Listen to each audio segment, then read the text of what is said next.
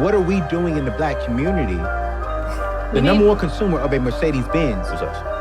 Us. The number one consumer of a Gucci and a Louis Vuitton, us. And they don't even advertise. Why is it that in the black community, we are always the number one consumer, but we're not the number one creators? So you just said it, the fact that there's consumers and creators. For so long, we assume success based on consumption. Welcome back to Closing the Gap, the Truth About Black Wealth. Of course, I'm your host, Mr. Wilbert Hamilton. I'm owner and founder of Hamilton Wealth Advisor here. Mr. Morris Smith, man, been a wonderful day, man. I've been educated, I've been learning, I've been taking it all in, trying to figure out how to take some of the information, some of this knowledge and wisdom and start to apply it in my life and, push myself forward and jump off the porch, so to speak.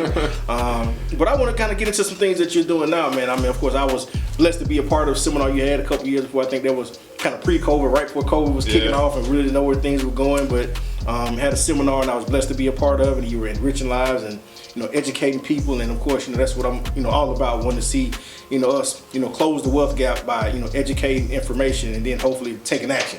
So kind of tell me where that came from and where that started. Well, it started from, I really wanted to rebrand myself, right? So that's why I came up with Beyond the Clippers. A lot of times when you just cutting hair, man, that's all people know you for. And all people knew me for was he's a barber. But nobody knew that I was a real estate agent. Nobody knew that I was, investing. Not that I cared, but I wanted to rebrand myself and come out and show people really how to do this stuff and and how you can be just an ordinary individual. And that's what I'm doing, out here teaching it, out here doing conferences, seminars, and doing my mentoring and coaching as well. Well, like I say, it is, he's far from average. He's far from regular. He's a, like I said, a regular man doing extraordinary things and trying to help the community along the way. And within the seminar, so tell me a little bit about kind of some of the areas that you kind of speak on within the seminar and kind of how you're assisting those individuals, because we want people to get beyond the Clippers. Absolutely, man. So in the seminar we try to teach people that, all right, your financial situation may be this down the road. So a lot of times people understand that your 401k, most time people when they retire, their 401k is not what they wanted to be.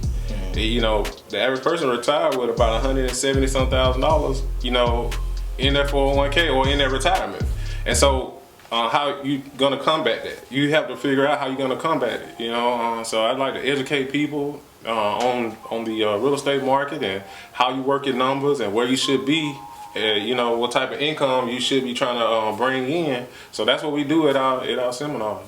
That's what I do in my mentoring and coaching. I try to teach people the numbers, because it's a numbers game. And if you don't do the numbers, I don't care if you just go out there and buy a piece of real estate, it's still not going to matter if you haven't done the numbers. You're just going to end up. Well, like they always say, men lie, women lie, numbers don't. So you got the numbers to everything you do. You got to know them, but that's a part of, like I said, the planning. That's why I think you putting on the seminar is so important, because you're not just saying, okay, well, invest in real estate. You're giving them a multi-step process. Some things they need to look at, some things they need to do. You're willing to help them, coach them, and mentor them. Right. Within doing that. And I've been blessed to actually speak with some of the people you've had success stories with and helping them get into real estate and start to generate income and rental properties and fix and flips and things of that nature. So tell me a little bit about how that's going and what kind of joy does that bring you to kind of being able to impart that wisdom. Man, I love it, man. Out of my mentorship program, I've had at least 3 people buy their first rental property. So it's a joy for me to just sit back and watch, my work, rub off on them, and they go out there and they, fix my property up and do it the way that I, instructed them to do it. I try to always teach people, if you can do it, without having to put a lot of money up or being strategic about it, that's what we teach in our seminars. That's what I teach in my coaching. That's teaching the process. Well, I think that's key, because a lot of times, of course, people have misinformation. Of course, for us, we think you got to have, in order to get into real estate, you got to have perfect credit. Yeah. You got to have a lot of cash to put down. You got to have access to this, that, and the third. And what you're showing them is, you don't have to have perfect credit. You need to have decent credit. We don't always recommend you have good credit, because we want you to have good credit, but it's not necessarily required in all situations. There are multiple situations to go into deals.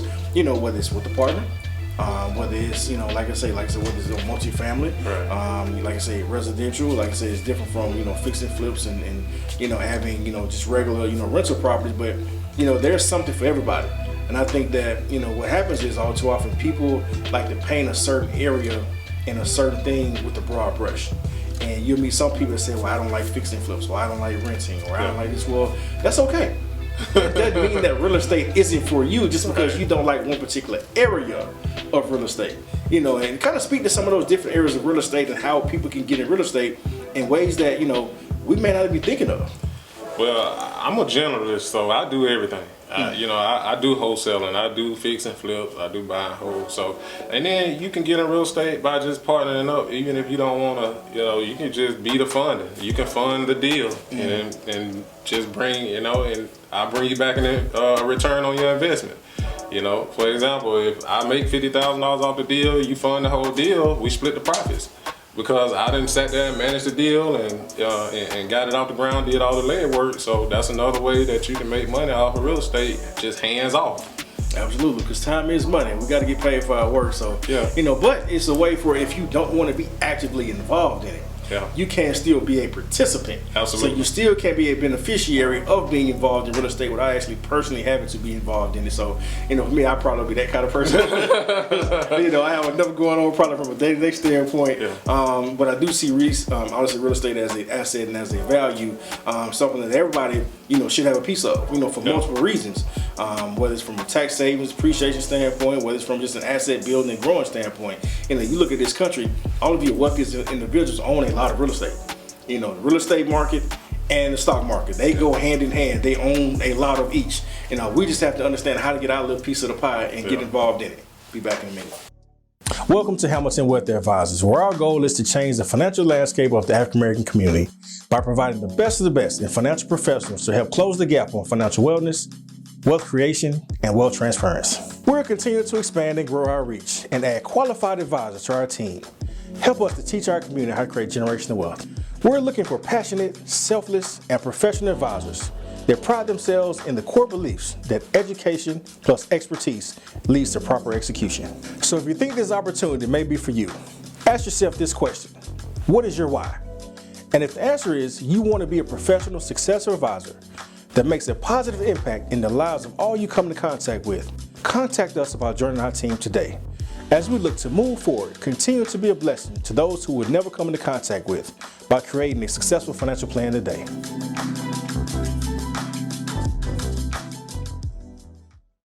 Welcome back to Closing the Gap, the Truth About Black Wealth. Of course, I'm your host, Mr. Wilbert Hamilton. Here, Mr. Morris Smith, man, he's been blessing me all day long, dropping gems on me, and I'm just trying to take it all in and hopefully use some of his real estate knowledge and hopefully maybe give myself a few pieces of property here and there, now and into the future. So, man, I'm thankful that you're here and sharing your information and your wisdom.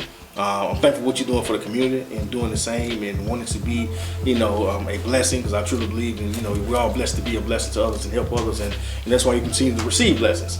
But, with that being said, you got, Beyond the Clippers, and you have your mentoring and coaching program, and you have, your barbershop, so you got a lot going on. So it's kind of, where do you see, Beyond the Clippers and your barbershops, where do you see that going in the future? Well, like I said, the barbershop definitely my foundation. So I'm not getting rid of the barbershop. The barbershop gonna be around. And Beyond the Clippers, man, I just see us, in the future just continue to grow, continue just to grow my platform, and just continue to roll out content and continue to just do what I've been doing. I don't plan on stopping anytime soon. And as far as business ventures goes, I've been looking into franchises and really trying to, be like a venture capitalist and go out there and, buy out some other businesses, man, so we can keep the legacy going even when I'm not here, So that's the biggest thing for me, my last name and letting it still linger on when I leave here. Well, I'm definitely a fan of that because, my motto is, teaching the community how to create generational wealth, but, one of my mottos is, individually is, I want to be able to touch communities and individuals that I never come into contact with. So I think that's what, being a true blessing, to others is. And like I say, so when we're dead and gone and our kids are here, they can see the benefits and the fruits of our labor, what we've done, what we put in place. And, you're doing that. And I think, the fact that, you've chased, consistency. The fact that you've, You've never been scared to jump off the porch. You've never been scared to try. And it's continuing to lead you into other ventures and continue to allow you to grow and prosper. And I think, those are things I think people don't get. We hear a lot about, like I said, those multiple streams of income now. Yeah. But people don't realize that you had a foundation that allowed you to go into other ventures. And you created one stream of income. Then the real estate created another stream of income. Absolutely. Now you have Beyond the Clippers that creates another stream of income. Then you have Beyond the Clippers that's creating other opportunities and other doors that are being opened. Yeah. But it's all because you had a solid foundation and something that, that was rock solid. That you said you would never get away from. That is always going to be there. And I think those are the lessons and the pieces of information that people are missing a lot of times because they see what's new. Yeah. They see what's next, but don't remember what got them to what's next. And the fact that you've always been able to remain, humble, number one, and, humble, prayerful, and also consistent. Right. That's allowed you to be able to continue to grow. Because I think a lot of time people, they don't have the room to receive because as they've grown materialistically, right, their ego is also grown in a much larger way. Right. And when your ego is growing, it's not allowing you to be able to receive new information, new content, because you see yourself as the biggest thing smoking. So you're not allowing people to see you and see someone they want to connect with and they want to pour into. Yeah. So I believe you always want to be a person that a person sees and they want to pour into, they want to help because they see your work ethic, they see your drive, they see your commitment. And I think that's what's happening, and I see that happening for you, and only getting bigger and better. So I applaud you, man. I'm always grateful to see, especially the brothers that come from the Gulf, come from where we come from. Doing wonderful things, doing great things in the community. Having a servant's heart. Yeah. Truly being about helping people, mentoring people, and it's just just a pleasure and a joy to see, man. So with that being said, man, you've been very much a Renaissance man. You're not a jack of all trades, a master of none. You are a master of several trades. Yeah. And still growing to become masters in others. So with you doing so much, now of course married man, family man, all the good stuff. Yeah. Kind of. What are your goals and dreams, and how do you see these things helping to close the wealth gap? Well, I think just being able to be a husband and being able to take care of your family, that's major to me. You know what I'm saying? You being a family man, I'm sure you can attest to that. And one thing too, I appreciate all your works that you've done over the years by helping our people in our community. Because I feel like, that's something that we, really need to, take heed to and understand that, that's major in our families. And, we, a lot of times, we, wasn't taught a lot of these things. Wasn't taught, I know I didn't see it growing up. I didn't see, a married family and things that they just saw TV. The Cosby Show, but other than that, I think that, all those things are major key components to, bridging the wealth gap, buying a home, things of that nature that wasn't even taught to us, at a young age. And I wish that, they would have, even explained that to us some sort of way about, bridging the wealth gap or about buying a home. You can bridge a wealth gap, by buying your personal home. And I think that's where you probably need to start at. If you want to help bridge the wealth gap, that's probably where you need to start at for sure. Well, what's crazy, they've done a number of studies on, what they can do and what things help close the wealth gap and what things help build wealth. And it's no surprise that two of the things that weren't taught and shown to us probably the most in our communities, even from TV as a reflection, is marriage and real estate. Yeah. Those two entities have been the largest wealth generators in history. Absolutely. The reason why is because two incomes is always better than one. Always. So if you have two incomes, then you have a plan and a foundation, and you're living on one, that means you have a whole other income. So if I can take care of my home and I can pay the bills for my house, I don't know how everybody else do it, but that's for me and my house. Right. I believe that the man is the head and the woman, if I was the man. That doesn't mean that you be a dictator, but that means that, I believe in having a responsibility to make sure I protect, provide, profit, and priest over my home. So I have to do those things. So, in doing that, if I can take care of all of those necessities, right, the roof over head, the, food on the table and those things. Now my wife is working, she's successful in her own right, she's prospering, she's growing. Now her income, we can invest. Right. Now we can get a better home, that home be a greater investment, which leads to greater wealth. We can take her money and invest more into the market and do different things. So, you know, marriage being one of the greatest wealth building tools ever that was never taught to us, Right. and has actually been torn down in our community probably more than anything else. Absolutely. And then also, of course, real estate. You know, they've never taught us how to buy real estate. They're still not teaching us how to buy real estate, which is why it's amazing. I'm always grateful and thankful that, you know, you're doing what you're doing, because you're bringing information, insight, you know, to people in general, and I mean to people like me, because I'm not a real estate guy per se, so I'm being educated, and my goal is to bring, you know, from a financial standpoint, stock market standpoint, you know, financial advising standpoint, bring that same kind of information to our community. So when you have other professionals with the same servant's heart, you know, putting that type of good information and good energy out there, and it's all here to help us close the wealth gap. See you next time.